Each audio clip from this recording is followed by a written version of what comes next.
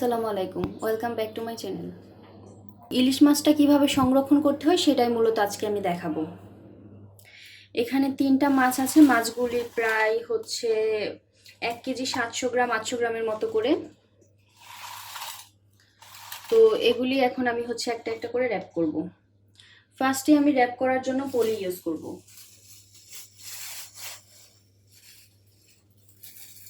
যেমন এই নর্মাল বাজারের পলি এগুলি ইউজ করব। তো পলিটা আমি ফার্স্টে ঢুকিয়ে দিচ্ছি।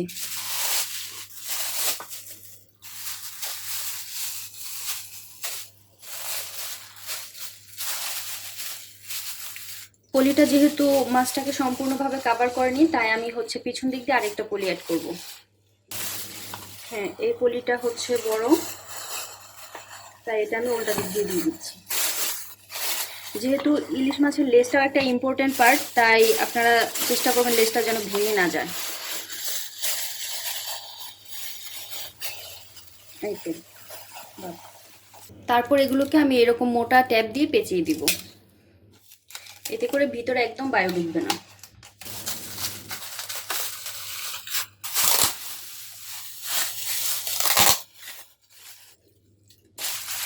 এরকম করে পেঁচিয়ে দিব।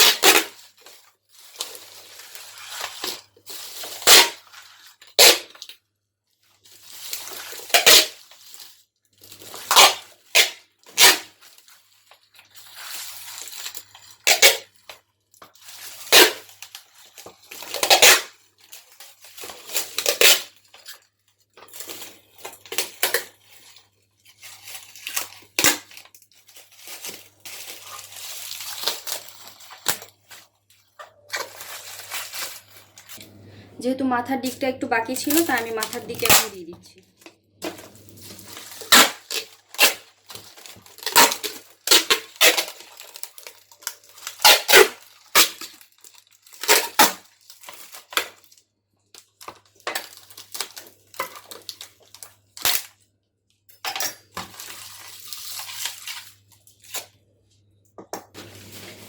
এখন পেপার দিয়ে মুড়িয়ে নিব। পেপারটার ভাঁজ খুলে এরকম আড়াআড়ি করে নিব, তারপর এক পাশে বসিয়ে দিব। বসিয়ে দিয়ে জাস্ট রাউন্ড রাউন্ড করব।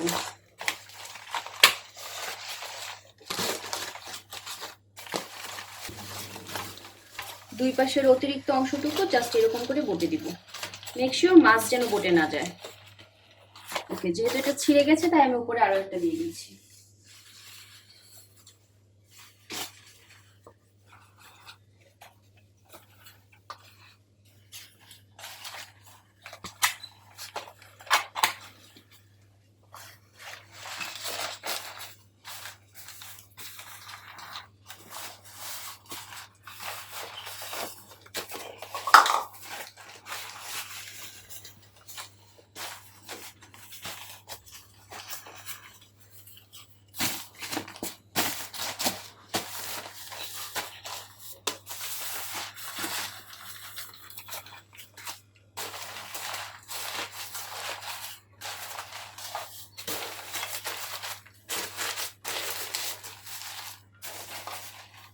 বাস, একটা কমপ্লিট। এখন আমি সেম ভাবে বাকি দুইটাও মুড়িয়ে নিব। এটা আমি এক পাশে রেখে দিচ্ছি। এই তো বড় পলিতে ঢুকিয়ে দিচ্ছি।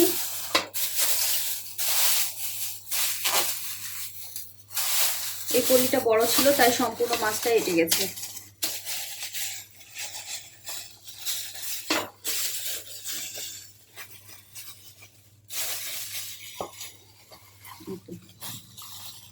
এটা লেজটাও কভার হয়ে গেছে। এখন আমি সেম ভাবে স্কচ টেপ দিয়ে দিব।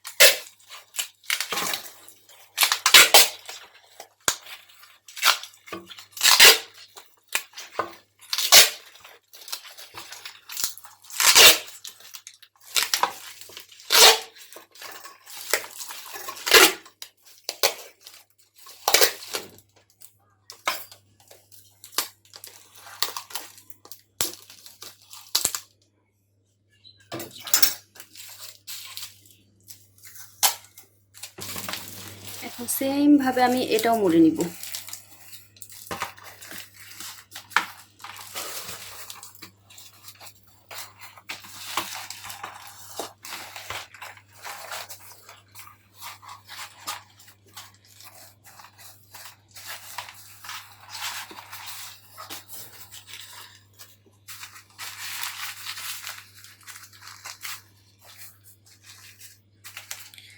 এই সামনের মাথাটা এরকম করে গুজে দিলাম, আর ঠিক লেজের অংশটাও একইভাবে গুজে দিচ্ছি, আর এটা সাইডে রেখে দিচ্ছি।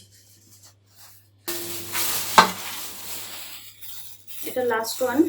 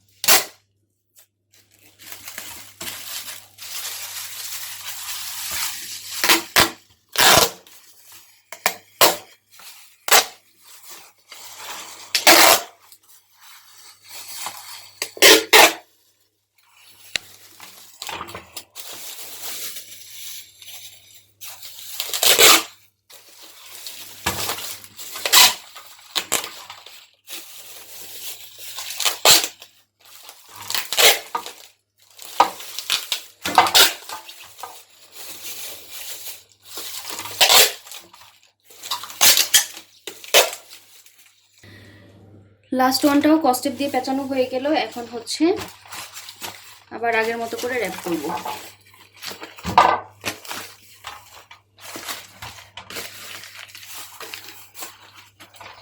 এটাতে পেপার কম হয়েছে, তাই আমি আরো একটু অ্যাড করে দিচ্ছি।